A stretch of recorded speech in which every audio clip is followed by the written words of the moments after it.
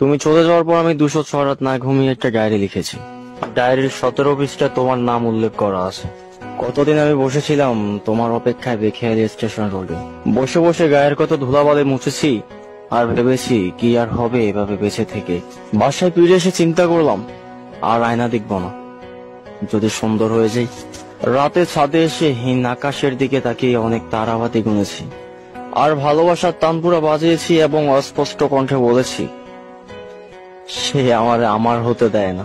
হলুদ ল্যাম্পপোস্ট গুলো আমার খুব পরিচিত, কারণ এই ল্যাম্পপোস্টের নিচে বসে আমি চিৎকার করে বলেছিলাম কেমন আছো, কোথায়।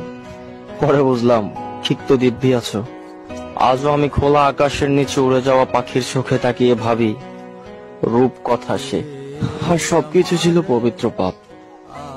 এখন অন্ধকার ঘরে বসে বসে ভাবি আমার একটা মানুষ হইল না যে আগাগোড়া জানবে আমারে।